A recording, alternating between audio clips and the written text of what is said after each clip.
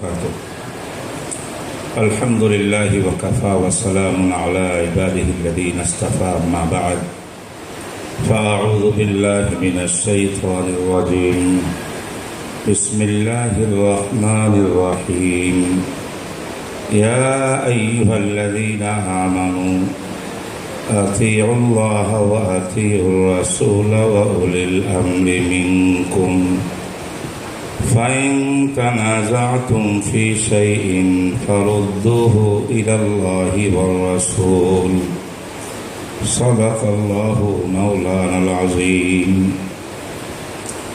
اللهم صل على سيدنا ونبينا وشفيعنا ومولانا محمد وعلى آله وأصحابه وبارك وسلم. পরম শ্রদ্ধেয় সভাপতি অধ্যকার বাংলাদেশ ইমাম সমিতির উদ্যোগে আয়োজিত মাযহাব মানার গুরুত্ব উপর অনুষ্ঠিত সেমিনারের দিগর উলামায়ে কেরাম এবং আজকের সেমিনারে সমাবেত উলামা, তালাবা এবং সর্বস্তরের বেরাদারান ইসলাম, বড় গুরুত্বপূর্ণ আলোচনা শুনতেছিলাম, আরও সামনে শুনব। আজকের যে বিষয়ে এইখানে সেমিনার অনুষ্ঠিত হতে যাচ্ছে সেই বিষয়টি নতুন আঙ্গিকে বর্তমানে ওলামা সমাজের বুঝতে হবে। যদিও বিষয়টি অনেক পুরাতন, সেই বিষয়টি হল মাযহাব মানার গুরুত্ব। মাযহাব মানার গুরুত্ব কোরআন দ্বারায় প্রমাণিত।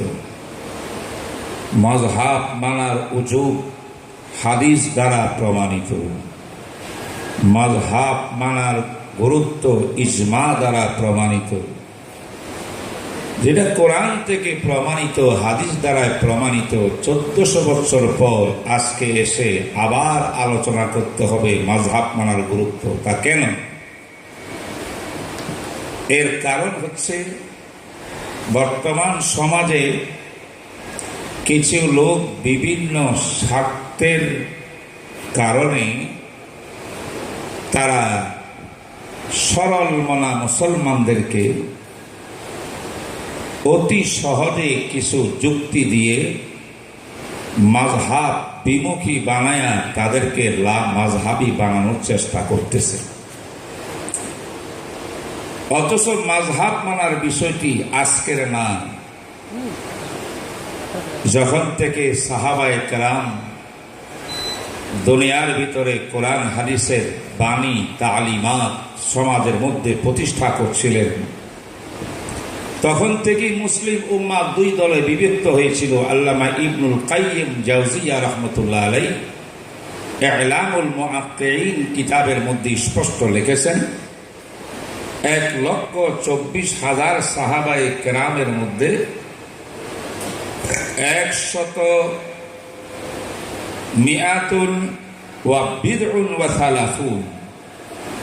130 তার কিছু ঊর্ধ্বে, ধরুন 135 জন ছিলেন নবী আলাইহিস সালাতু ওয়াস সালামের সাহাবায়ে কেরামের মধ্যে ইমামে মুজতাহিদ। 135 জন ছিলেন বিজ্ঞ আলেম, মুজতাহিদ আলেম সাহাবায়ে কেরাম। সাহাবীদের সংখ্যা হল 1,24,000। তার অর্থ কি দাঁড়ায়? 135 জন ছাড়া ইবনুল কাইয়িমের বক্তব্য অনুযায়ী বাকি সমস্ত সাহাবা তারা বিজ্ঞ মুজতাহিদ আলেম ছিলেন না। তাইলে মুসলিম উম্মাহ সাহাবায়ে কেরাম দুই ভাগে বিভক্ত হয়েছিলেন। একদল ছিলেন বিজ্ঞ আলেম মুজতাহিদ গবেষক, যারা কোরআন সুন্নাহর ভিতরে যেই সমস্ত বিষয় মানব জাতির সুস্পষ্ট অকাট্যভাবে সমাধান নাই, কোরআন সুন্নাহর ভিতরে অনেক বিষয় অস্পষ্ট ইঙ্গিত ইশারায় আল্লাহ পাক কিয়ামত পর্যন্ত আগত অনাগত সব সমস্যার সমাধান দিয়ে কোরআন অবতীর্ণ করেছেন, সুন্নাহ হাদিস দিয়েছেন, রাসূলুল্লাহ ওহী অবতীর্ণ করেছেন। এই সমস্ত বিষয়ে, অস্পষ্ট বিষয়ে, ইঙ্গিত বিষয়ে, গবেষণা লব্ধ বিষয়ে গবেষণা করে অস্পষ্টতার সুস্পষ্ট ব্যাখ্যা দেওয়ার জন্য কোরআন সুন্নাহর ইঙ্গিতগুলোকে সুস্পষ্ট আকারে মানব জাতির কাছে তার ব্যাখ্যা দেওয়ার জন্য, এবং কোরআন সুন্নাহর মধ্যে পরস্পর বাহ্যিকভাবে যে বিরোধ দেখা যায়, বিরোধগুলোর সমন্বয় সাধন করে মানব জাতির সত্যিকারের সমস্যার সমাধান দেওয়ার জন্য যে দায়িত্ব আল্লাহ পাক কোরআনের মাধ্যমে, নবীর ইসলাম হাদিসের মাধ্যমে সাহাবায়ে কেরামকে, মুসলিম উম্মাকে দিয়েছিলেন, সেই গবেষক উলামায়ে কেরামের সংখ্যা সাহাবায়ে কেরামের মধ্যে ছিল মাত্র 135 জন। আর সমস্ত সাহাবা ছিলেন গবেষক নন, তারা সাহাবী, তারা আলেম বা সাধারণ, কিন্তু গবেষক ছিলেন না। এরা এই সমস্ত গবেষণালব্ধ বিষয়ে সব সময় মুজতাহিদ সাহাবায়ে কেরামকে মেনেই, তাদের তাকলিদ করে, তাদের মাযহাব মেনেই তারা জীবন চালাইত। এই জন্য আল্লাহ পাক কোরআন কারীমের মধ্যে বলেন, ইয়া ফাসআলু আহলা যিকরি ইন কুনতুম লা তা'লামুন। আহলা যিকির, আহলে ইজতিহাদ, গবেষক, বিজ্ঞ আলেম, কোরআন সুন্নাহর বহু উলুমের যারা হামিল এবং ধারক বাহক ছিলেন, তারা আহলুল যিকির, তারা যেই সিদ্ধান্ত দিবে কোরআন সুন্নাহ থেকে মানব জাতির বিভিন্ন সমস্যার সমাধানের ব্যাপারে, ওইগুলাকে তাদের থেকে জিজ্ঞাসা করে করে, তাদের থেকে সিদ্ধান্ত ফতোয়া নিয়ে, তাদের সিদ্ধান্তকে মান্য করে তোমরা জীবন পরিচালনা করো। আল্লাহ পাক এই আয়াতের মধ্যে মানব জাতিকে দুই ভাগে বিভক্ত করে বললেন, একজন বিজ্ঞ আলেম আর একজন ওই রকম আলেম নন। যারা বিজ্ঞ আলেম তাদের দায়িত্ব হল ইজতিহাদ করা, গবেষণা করা। যারা বিজ্ঞ আলেম মুজতাহিদ নয়, তাদের দায়িত্ব হল গবেষক, মুজতাহিদের সিদ্ধান্ত, যেই সিদ্ধান্তকে উনি ভালো মনে করেন, বেশি গ্রহণযোগ্য মনে করেন, যেই মুজতাহিদের ইজতিহাদ মানা তার জন্য সহজ এবং তার জীবনের জন্য সুব্যবস্থা, তাকেই সে গ্রহণ করবে, তাকলিদ করবে, মতামত মানবে। এটা হলো এক শ্রেণীর কাজ। যারা মুজতাহিদ নন, এটার নাম তাকলিদ। আর এই তাকলিদ করা গায়রে মুজতাহিদের কাজ। আর মুজতাহিদের কাজ হলো গবেষণা করে করে সিদ্ধান্ত দেওয়া। সিদ্ধান্তের নাম মুজতাহিদের মত, মতের আরেক নাম পথ, পথের আরবির নাম মাযহাব। অর্থাৎ মুজতাহিদ আলেম ইজতিহাদ করে গবেষণা করে কোরআন সুন্নাহ থেকে যা কিছু বের করবেন, সিদ্ধান্ত দিবেন, এই সিদ্ধান্তটা কিয়াসের মাধ্যমে হবে। সিদ্ধান্তটাকে মত বলা হবে, পথ বলা হবে, মাযহাব বলা হবে। তাই তারা মাযহাব উদ্ভাবন করবেন। আর বিশ্বের মুসলমান যারা মাযহাব উদ্ভাবন করতে কোরআন সুন্নাহ থেকে পারবে না, তাদের দায়িত্ব হলো এই মাযহাবকে অনুকরণ করে তাকলিদার মাযহাব মেনে জীবন যাপন করতে হবে। তাই বিশ্বের মুসলমান দুই ভাগে বিভক্ত। হয়তো হইতে হবে মুজতাহিদ, নাইলে হইতে হবে মুকাল্লিদ। মুজতাহিদের মুকাল্লিদের বাইরে কোনোদিন কোন সাহাবায়ে কেরাম ছিলেন না, তাবেঈন ছিলেন না, তবে তাবেঈন ছিলেন না, আইম্মায়ে মুজতাহিদিন ছিলেন না। এই পর্যন্ত ছিল না, কিয়ামত পর্যন্ত আসবে না। সঠিকপন্থী কোরআন সুন্নাহ যারা অনুকরণকারী, তারা হয়তো মুজতাহিদ, নাইলে হবে মুকাল্লিদ। আজ বর্তমানে ফিতনা বের হয়েছে, যারা নিজেরা মুজতাহিদ দাবি করে না, মুজতাহিদ দাবি করার মুখও তাদের কাছে নাই, আবার মাযহাব মানে না, মাযহাবকে শিরক বলে। তাই মাযহাবকে শিরক বলিয়া মাযহাব বাদ দিয়ে দিল। ইজতিহাদের যোগ্যতা না থাকার কারণে ইজতিহাদও করতে পারলো না, মুজতাহিদও নয়, মুকাল্লিদও নয়। এমন ইতিহাস 1400 বছর পর্যন্ত আদে সাহাবায় ছিল না, তাবেঈনে ছিল না, তবে তাবেঈনে ছিল না। আজ যদি কোন লামাযহাবী তথাকথিত আলে হাদিস এমন কথা দাবি করে, সমাজের মধ্যে প্রচার করে, নিঃসন্দেহে এরা পুরা উম্মতে মুসলিমার বিরুদ্ধে মারাত্মক পুরো গাদ্দার, ষড়যন্ত্রকারী, ইহুদি খ্রিস্টানের দালাল ছাড়া তাদেরকে আর কিছু বলা যায় না।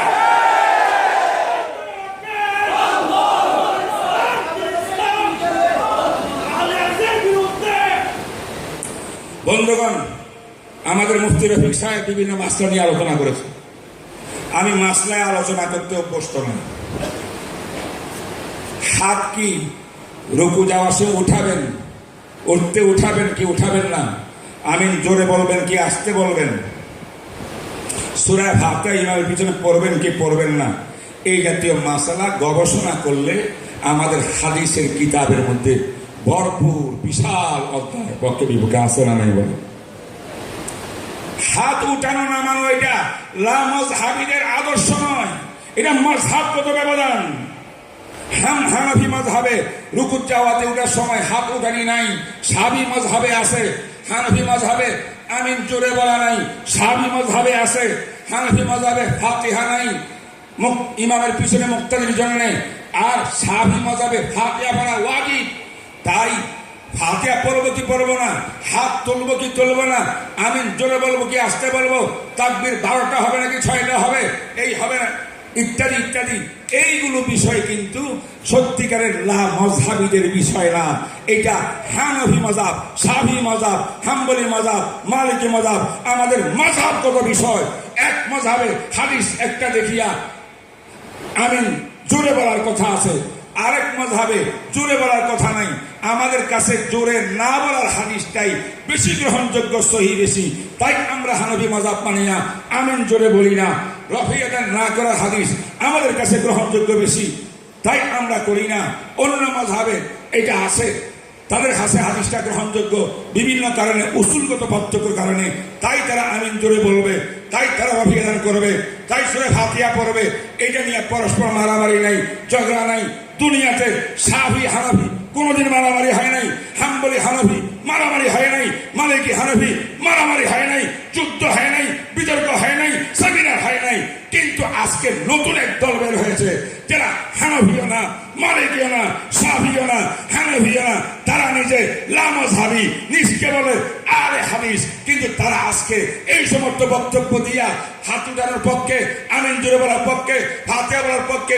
আমাদের প্রশ্ন হলো, যদি শাফি হইয়া আমিন জোরে বলো, তোমার নামাজ সুন্নত অনুযায়ী হবে। হানাফি মাযহাবকে গ্রহণ করিয়া আমিন আস্তে বলো, তোমার নামাজ সুন্নত মোতাবেক হবে। যারা হানাফিও না, শাফিও না, মালিকিও না, হাম্বলি না, মাযহাব মানে না, তাদের আমিন আস্তে বলার অধিকার নাই, জোরে বলার অধিকার নাই। আস্তে বললে সুন্নত হবে না, জোরে বললেও সুন্নত হবে না। তাদের নামাজ সুন্নত হওয়ার কোনো পন্থাই না। কথা লম্বা কথা বলার দরকার নাই, কথা এইগুলো নেই। কোরআনে মাযহাব মানার কথা আছে না নাই? সূরা নিসা আয়াত নম্বর 59, সূরা জুমা আয়াত নম্বর 2, সূরা নিসা আয়াত নম্বর 185। এই সমস্ত আয়াত আমার সময় খুব কম মনে হচ্ছে, এগুলো আমি কোট করতে পারবো না। একটা আয়াত বলি, হে ইমানদারেরা, আতিউল্লাহ, আল্লাহকে মানো। মুফাসসিরিনে কেরাম ইবনে কাসির, তাবারি, তার তাফসীরে কবির, যত তাফসীরে মুহিত সমস্ত হাদিসের মধ্যে তাফসীরের কিতাবে লেখা আছে, আল্লাহকে মানার অর্থ হলো আতিউল কোরআন ফাইন্নাহা আসলু শরিয়া, শরীয়তের দলিল 1 নম্বরে কোরআন। কোরআন মানো, আতিউল্লাহ হবে। কোরআনের পরে নবীর সুন্নাহ মানো, সুন্নাহ শরীয়তের 2 নম্বর দলিল। এটা মানলে আতিউর রাসূল হবে। আতিউল্লাহ মানে কোরআন মানো, আতিউর রাসূল মানে সুন্নাহ মানো। কোরআন শরীয়তের 1 নম্বর দলিল, সুন্নাহ শরীয়তের 2 নম্বর দলিল। এটা হয়ে গেছে আতিউল্লাহ, আতিউর রাসূল পর্যন্ত। এরপরে আল্লাহ বলেন ওয়া উলিল আমরি মিনকুম। যারা আজকে তথাকথিত আহলে হাদিস, কোরআন হাদিস ছাড়া আমরা আর কিছু মানি না, মুসলমানের কিছু মানার দরকার নাই, তাদেরকে জিজ্ঞাসা করবেন কোরআন হাদিসই একমাত্র মানার বিষয় যদি হয়, তা আতিউল্লাহ মানে কোরআন মানা বুঝলাম, আতি রাসূল মানে হাদিস মানা বুঝলাম। এরপরে ওয়া উলিল আমরি মিনকুম, আল্লাহ বলেন উলুল আমরকে মানো। উলুল আমর এটা কোরআন না, এটা হাদিস না। আল্লাহ বলেন মানতে হবে, তোমরা বলো মানি না, তাহলে তোমাদের বক্তব্য স্পষ্ট কোরআন বিরোধী বক্তব্য। ওয়া উলিল আমরি মিনকুমের অর্থ হলো মুজতাহিদিন ইমাম, যোগ্য ইমাম, গবেষক, যারা কোটি কোটি লক্ষ লক্ষ জাতির সমস্যার সমাধান, যুগীয় সমস্যার সমাধান কোরআন থেকে হাদিস থেকে আহরণ করে ইজতিহাদের যোগ্যতা, ইলমি যোগ্যতা, যুগীয় মানুষের সমস্যার সমাধান বের করবে। বের করিয়া যদি সব মুজতাহিদরা একটা মাসটার ভিতরে ঐক্যবদ্ধ হয়, উলিল আমরি মিনকুম, ইজমা হবে, ঐক্যমত হবে, ইজমা হবে। এটা শরীয়তের 3 নম্বর দলিল।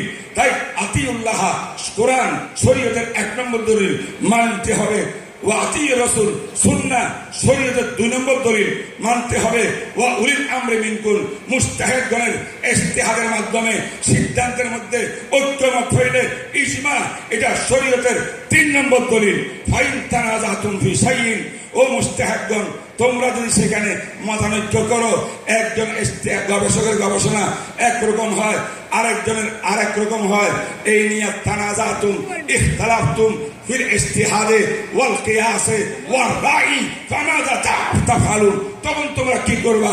আল্লাহ পাক বলেন ফাইন তানাজাতুম ফি শাইইন ফারুদ্দুহু ইলাল্লাহি ওয়ার রাসূল, কোরআন সুন্নাহর আলোকে তোমার ইজতিহাদ যদি কোরআন সুন্নাহর উসুল আর থিওরি অনুযায়ী হয়, তোমার এই ইজতিহাদ পথ সেটাও শরীয়তের দলিল, এটার নাম মাযহাব, এটার নাম ওই ইমামের পথ, পথের নাম মত, মতের নাম মাযহাব। এই ইমামের মাযহাব মান্য করা কোরআন সুন্নাহর আলোকে যদি ইজতিহাদ হয়, মুজতাহিদ সত্যিকারের মুজতাহিদ হয়, মুরুক্কবার কা মুজতাহিদ না হয়, কোরআন সুন্নাহর আলোকে মুজতাহিদ হয়, তার এই ইজতিহাদ, এই সিদ্ধান্ত, এই পথ, এই মত, এই মাযহাব এটা মানা, এটাও শরীয়তের 4 নম্বর দলিল। তাহলে মাযহাব মানা শরীয়তে আছে না নেই? কোরআনে আছে না নেই? বলেন আছে না নেই? কোন আয়াতে? সূরা নিসার 59 নম্বর আয়াতে, সূরা জুমার 2 নম্বর আয়াতে, হুয়াল্লাযী বা'আসা ফিল উম্মিয়িনা রাসূলাম মিনহুম ইয়াতলু আলাইহিম আয়াতিহি ওয়া ইউযাক্কিহিম ওয়া ইউআল্লিমুহুমুল কিতাবা ওয়াল হিকমা। বুখারী শরীফ কিতাবুল মানাকিবে আব্দুল্লাহ ইবনে আব্বাস দোয়া করছিলেন, হে আল্লাহ, আল্লাহুম্মা আল্লিমহু তাবিল ওয়া আতিহিল হিকমা, হে আল্লাহ ইবনে আব্বাসকে তাফসীর শিখান, ইবনে আব্বাসকে হিকমত শিখান। ইমাম কালাল ইমামুল বুখারী, সেই কিতাবে লেখা, বুখারী শরীফে আছে, ইমাম বুখারী বলেন আল হিকমা হুয়া ইসাবাতুর রাই ফি গায়রিল উমুর দিনিয়া। কোরআন সুন্নাহ যা কিছু স্পষ্ট আছে এটা নয়, এইগুলা বাদ দিয়া যা কোরআন সুন্নাহতে স্পষ্ট অকাট্যভাবে নাই, ইঙ্গিত ইশারা দেয়া আছে, এই ব্যাপারে গবেষণা করে ঠিক মতে পৌঁছা, এটার নাম হইল হিকমা, এটার নাম ওই মুজতাহিদের ইজতিহাদ, এটার নাম মুজতাহিদের মত, এটার নাম মুজতাহিদের পথ, মুজতাহিদের পথ আর মতের নাম মাযহাব। তাই হিকমার অর্থ হলো মাযহাব মানো। বুঝলেন না কথাটা? আল্লাহু আকবার। বুঝা গেল? কোরআন বলে মাযহাব মানো, নবীজি আল্লাহ রাসূল বলেন মাযহাব মানো। তিরমিজি সহ সমস্ত অনেক কিতাবের মধ্যে আছে সহিহ শুদ্ধ হাদিস। মুআজ ইবনে জাবালকে ইয়ামানে পাঠাইলেন, সবাই জানেন। জিজ্ঞাসা করলেন, হে মুআজ, কাইফা তাকযি ইজা হাদাসা বিকা আমরুন, তোমার কাছে কোনো নতুনত্ব সমস্যা আসলে তার সমাধান তুমি মুফতি হিসাবে কেমন করে দিবা, মুসলমানকে জবাব দিবা? মুআজ বলেন, আফযি বে কিতাবিল্লাহ, ও আল্লাহর নবী কোরআন শরীফ পড়িয়া কোরআনে পাইলে জবাব দেব কোরআন অনুযায়ী। রাসূল বলেন, ফাইল্লাম তাজিদ ফি কিতাবিল্লাহ, কোরআনের মধ্যে না পাইলে মুআজ তখন তুমি সিদ্ধান্ত কেমন করে দিবা? উত্তর দিলেন, ফা আফযি বে সুন্নতি রাসূলিল্লাহ, নবীর সুন্নতের মধ্যে গবেষণা করিয়া, নবীর সুন্নত থেকে নিয়ে, হাদিস থেকে নিয়ে সেই মোতাবেক আমি ফয়সালা দেব। এবার কান খুলে শোনেন আমার নবী কি বলেন, ইয়া মুআজ ফাইল্লাম তাজিদ ফি কিতাবিল্লাহ ওয়ালা ফি সুন্নতি রাসূলিল্লাহ, কিতাবুল্লাহর মধ্যে পাইলা না, সুন্নতে রাসূলের মধ্যে যদি না পাওয়া যায় সমস্যার সমাধান, তখন কি করবা? নবীজির এই কথা স্পষ্ট বোঝা গেল। কিয়ামত পর্যন্ত মানব জাতির অসংখ্য সমস্যার সমাধানের অনেক বিষয় কোরআন হাদিসের মধ্যে স্পষ্ট না থাকার কারণে অনেক আলেমরা কোরআন পড়িয়া কোরআনের থেকে সমাধান নিতে পারবে না, বুঝবে না, পাবে না তালাশ করিয়া, সুন্নাহর মধ্যে সমস্যার সমাধান পাবে না তালাশ করিয়া। তাই রাসূল বলেন, হে মুআজ, তুমিও যদি নাকি কোনো বিষয় এরকম কোরআনের মধ্যে না পাও, সুন্নাহর মধ্যেও না পাও, তাহলে তুমি কি করবা? হযরত মুআজ বললেন, আজতাহিদু বিরাই ওয়ালা আলু, হে আল্লাহর নবী, কোরআন সুন্নাহর এলেম যা শিখেছি সমস্ত এলেমগুলোকে কাজে লাগিয়ে আমি ইজতিহাদ করব, কিয়াস করব, ইজতিহাদ কিয়াস করিয়া সমাধান বের করব। সমাধান যেটা বের করবে সেটা আমার মত হবে, সেটা আমার পথ হবে, সেটা আমার মাযহাব হবে। এইভাবে আমি মাযহাব আবিষ্কার করব। রাসূল করিম সাল্লাল্লাহু আলাইহি ওয়াসাল্লাম বলেন, আলহামদুলিল্লাহিল্লাযী ওয়াফাকা রাসূলা রাসূলিহি লিমা ইয়ারদাল্লাহু ওয়া রাসূলুহু, ওই আল্লাহর প্রশংসা যে আল্লাহ পাক রাসূলের একজন দূতকে এমন কাজের তৌফিক দিলেন যে কাজের উপরে আমার আল্লাহ খুশি, আল্লাহ রাসূলও খুশি। এর দ্বারা ইজতিহাদ মানতে হবে, ইজতিহাদ করতে হবে। একমাত্র মুজতাহিদের ক্ষেত্রে নন মুজতাহিদ হইয়া ইজতিহাদ করতে পারবে না। আজকে নতুন টিভির মধ্যে কিছু কিছু তথাকথিত আহলে হাদিসের দালাল বের হয়েছে, যে সমস্ত দালালরা কোরআন পড়তে জানে না, হাদিস পড়তে জানে না, আরবি কত রিডিং পড়তে জানে না, আর নিজে বলে আমার তো গবেষণা করার অধিকার আছে, আবু হানিফা একজন গবেষক, আমি একজন গবেষক। এই গবেষক যারা নিজকে মুজতাহিদ দাবি করে তারা বলতে পারে হুজুর আপনি বলছেন মুসলমান দুই প্রকার, হয়তো মুজতাহিদ হইতে হবে নাহলে মুকাল্লিদ হইতে হবে, আমরা এখন মুজতাহিদ, আমরা আহলে হাদিস সব মুজতাহিদ, এটা বলতে পারে। আমরা বলি রাসূল আল্লাহ বলেছেন ফাইন তানাজাতুম ফি শাইইন ফারুদ্দুহু ইলাল্লাহি ওয়ার রাসূল। ইলাল্লাহ মানে 30 পারা কোরআন এবং ইলার রাসূল মানে নবীর লক্ষ লক্ষ হাদিস, নবীর লক্ষ লক্ষ হাদিসের ইলম যার মধ্যে আছে, কোরআনের সমস্ত আয়াতের ইলম, ব্যাখ্যা, আহকামের বিশ্লেষণ যার মধ্যে রয়েছে, কোরআন হাদিসের ইলমের দ্বারক বাহক যারা, সেই হবে একমাত্র ইজতিহাদ করার অধিকারী। যে কোরআনের আয়াত শুদ্ধ করে পড়তে পারে না, হাদিস একটা রিডিং করতে পারে না, ওই সমস্ত বন্ড মুরুক্কুদের ইজতিহাদের দাবি করা, এটা মুসলমানিয়ত না, এটা জান্নাকা, এটা হলো ইলহাদ, এটা হলো ইসলামের বিরুদ্ধে মস্ত বড় গোমরাহিয়ার পথভ্রষ্টতা। এটাই হলো বর্তমান সমাজের একটা। আমার বন্ধুরা, মুজতাহিদ হইতে হবে ইমামে আজম আবু হানিফার মতো, ইমামে শাফির মতো, ইমাম মালিকের মতো। আরো কথা বলে মাযহাব আবু হানিফা তো 80 বছর পরে নবীজি দুনিয়াতে আসছেন, 80 হিজরিতে। কোরআন হাদিসে মাযহাবের কথা নাই। আমি একটু আগে বললাম মাযহাবের কথা আছে না নাই? আছে না নাই? সূরা নিসাতে আছে না নাই? সূরা বাকারাতে আছে না নাই? সূরা জুমাতে আছে না নাই? আছে। তারা বলেন আবু হানিফার নাম নাই, হানাফি মাযহাবের নাম নাই, শাফি মাযহাবের নাম নাই। আরে বেকুবের দল, তোমরা বুখারী শরীফ পড়ো কিনা? পড়ি। বুখারী শরীফ তো নবীর যুগে ছিল না। বুখারী শরীফের কথা কোরআনেও নাই, হাদিসেও নাই। যদি বুখারী মানলে কোরআন হাদিসের বিরোধিতা না হয়, আমরা আবু হানিফার মাযহাব মানলে কেন কোরআন হাদিসের বিরোধিতা হবে? কি ভাই, বুখারী শরীফ ছিল রাসূলের যুগে? বুখারী শরীফের নাম ধরিয়া কোরআনে কোন জায়গাতে আছে মানা? বুখারী শরীফের নাম ধরিয়া নবী বলছেন মানা? বলতে পারেন? বুখারী কোন জমানায় আসছে, নবীজি কোন জমানায় ছিলেন? তো কোরআন হাদিসে বুখারী শরীফের কথা না থাকলে এটা যেমন তোমরা উত্তর দিবা হুজুর বুখারী শরীফের নাম তো নাই, বুখারী হাদিসগুলো তো ছিল। আমরা বলবো আবু হানিফার মাযহাবের নাম নাই। আবু হানিফা মাযহাবের নামে যে ইলমের গবেষণা ইজতিহাদ করেছেন, মাসলা দিয়েছেন কোরআন সুন্নাহর ভিত্তিতে, এই ব্যাপারে কোরআন সুন্নাহ এবং কোরআন সুন্নাহ ইজতিহাদের যেটা মূল উৎস গবেষণার কথা এইগুলো কোরআনেও আছে, হাদিসেও আছে। তাই আবু হানিফার নামে মাযহাব কোরআন হাদিসে নাই, কিন্তু মাযহাবের মূল উৎস আর ব্যাখ্যা, বিশ্লেষণ আর মর্মার্থ এটা 100 বার কোরআন হাদিসের মধ্যে আছে। কথা বোঝেন নাই? কথা আমার ভাইরা, মানুষের সময় বর্তমান দুনিয়াতে টেস্ট টিউবের মাধ্যমে সন্তান হয় না? বর্তমান দুনিয়াতে মোবাইল টেলিফোনের মাধ্যমে বিয়ে শাদী হয়, বিদেশ থেকে হয় কি হয় না? রক্তদান হয় কি হয় না? কিডনি সংযোগ হয় কি হয় না? অনেক কিছু হয়।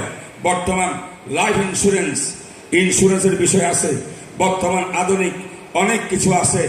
এই সমস্ত বিষয় যদি প্রশ্ন করেন যে এইটার জবাব ডাইরেক্ট কোরআন হাদিস থেকে দেন, কোরআন হাদিসের মধ্যে স্পষ্ট কোনো জায়গাতে এটা পাওয়া যাবে না।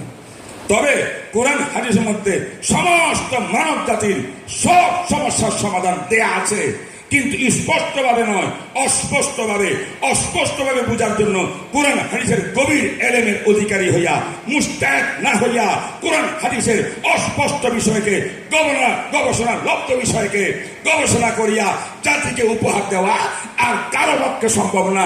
যাদের পক্ষে সম্ভব না তারা তাকলিদ করবে, মাযহাব মানবে। যাদের পক্ষে ইজতিহাদ করা সম্ভব তাদেরকে ইজতিহাদ করতে হবে, হারাম। যারা মুস্তাহিদ নয় তাদের জন্য ইজতিহাদ করা হারাম, মাযহাব মানা ওয়াজিব। এইভাবে ইসলামের ধারাবাহিকতা আসছে সেই মুআযের হাদিস থেকে, সেই বনু কুরাইজার হাদিস থেকে নবীর সামনে সাহাবায়ে কেরাম ইজতিহাদ করছেন। নবী আলাইহিস সালাম প্রত্যেক সাহাবীর ইজতিহাদকে সমর্থন করছেন, কিয়াসকে সমর্থন করছেন, মাযহাবকে সমর্থন করছেন। এই লক্ষ লক্ষ সাহাবায়ে কেরামের গবেষণামূলক বিষয়, অনেক শত শত সাহাবায়ে কেরামের বিভিন্ন মাযহাব, এইগুলা অসংখ্য মাযহাবের সংকলন, 4টা করিয়া দুনিয়ার বুকে 4 মাযহাবের ইমামগণ বিশ্বের মুসলমানকে হাদিয়া উপহার দিয়েছেন। 4 মাযহাব, নিজেরা মাযহাব আবিষ্কার করে নাই। আবু হানিফা মাযহাব আবিষ্কারক নয়, ইমাম শাফি মাযহাব আবিষ্কারক নয়, ইমাম মালিক মাযহাব আবিষ্কারক নয়, ইমাম আহমদ বিন হাম্বল মাযহাব আবিষ্কারক নয়। মাযহাব আবিষ্কার করছেন সাহাবারা, সমর্থন করছেন মুহাম্মদুর রাসূলুল্লাহ। এই সাহাবাদের মাযহাবকে সংকলন করিয়া জাতির জন্য সহজ করিয়ে দেওয়ার জন্য 4 মাযহাবের নামে মাযহাব সৃষ্টি করেছেন। এই মাযহাব আসলে সাহাবার মাযহাব সংকলন করছেন আইমায়ে আরবা, 4 মাযহাব, 4 ইমাম। যদি আমি এটা উদাহরণ দিয়ে বুঝাতে চাই, যথেষ্ট সময় লাগবে, যেহেতু আমার মনে হয় সময় আর নাই। অনেক বিজ্ঞ ওলামায়ে কেরাম আছেন সারা বাংলাদেশে। 2-1টা কথা বলি। বিষয়টা মোটামুটি মাযহাব বোঝার জন্য কয়েকটি কথা অত্যন্ত সংক্ষেপে বললাম। আমি এই ব্যাপারে অনেক বিস্তারিতভাবে গত 1 মাস যাবৎ বই লিখলাম। বইয়ের নাম শরী মানদণ্ডে মাযহাব ও লা মাযহাবি। এই বইয়ের ভিতরে বর্তমান যুগীয় লা মাযহাবিদের সঙ্গে কথা বলার জন্যে দলিল ভিত্তিক, কোরআন হাদিস ভিত্তিক অনেক কিছু এই বইয়ের মধ্যে পাবেন। আমি আশা করি কিছু বই এসেছে, আপনারা এগুলা সংগ্রহ করবেন। এক কথা। 2 নম্বর কথা হলো তাবলিগ একটা জামাত আছে না, তাবলিগ জামাতের মেহনত কাদের পিছনে হয় জানেন? বেশিরভাগ মেহনত হয় বেনামাজিদের পিছনে। যারা নামাজ পড়ে না, দোকান করে, রিক্সা চালায়, ভ্যান চালায়, ট্রাকের ড্রাইভার, গাড়ির ড্রাইভার, এদেরকে পায়ে ধরিয়া বুঝাই বাজাই মসজিদে নিয়ে যায়। আল্লাহ কাছে দেখো, আল্লাহ মসজিদ পর্যন্ত আনছি, বাকি কবুল করা তোমার দায়িত্ব। ঠিক না বেঠিক করে? আর তথাকথিত আহলে হাদিসরা রিক্সাওয়ালার কাছে যায় না, দোকানদারের কাছে যায় না, বেনামাজির কাছে যায় না। কারণ এদেরকে শয়তানের হাওয়ালা করছে। শয়তান হলো তাদের আসল পিসা। আর তারা ওই শয়তান ইবলিসের মুরিদ হইয়া তাদের দায়িত্ব হলো মসজিদে ঢুকিয়া মসজিদের মুসল্লিদের নামাজ নষ্ট করো। সূরা ফাতিহা পড়া নাই, তোমার নামাজ হয় নাই। এই আমিন জোরে বলা নাই, কেন নামাজ হয় নাই? এই করোনায় কেন নামাজ হয় নাই? হে চিন্তা করবে, 70 বছর পরে আসলাম নামাজ এইভাবে, আজকে এই হুজুর বলে নামাজ আমার হয় নাই, তাহলে আমি তো এই কাজ 70 বছর করে আসছি, আমার 70 বছর ইবাদত কবুল হয় নাই নামাজ, তাইলে আর সামনে 80 কয় বছর পড়িয়া বা কি লাভ হবে? নামাজ থেকে বের হয়ে যাবে, অনিয়া হয়ে যাবে, বিমুখ হয়ে যাবে। নামাজীদেরকে আল্লাহর সাথে যাদের সম্পর্ক, এই সম্পর্কে কেদাপ করার ষড়যন্ত্র লিপ্ত হলো বর্তমান তথাগত আহলে হাদিসের দলেরা। চিহ্নিত করতে হবে এই সমস্ত লোকদেরকে। আমি সারা বাংলাদেশ বড় বড় বক্তব্যের মধ্যে চ্যালেঞ্জ ছড়ে দিয়েছি, টেকনাফ থেকে তেতুলিয়া পর্যন্ত। মুসল্লিদেরকে ডিস্টার্ব করিও না, সাধারণ মুসলমানদেরকে বিভ্রান্ত করিও না। যদি মায়ের সন্তান হও, আসো আমাদের সামনে, ঝগড়া নাই, বিবাদ নাই। তোমরা নবীর উম্মত, আমরাও নবীর উম্মত।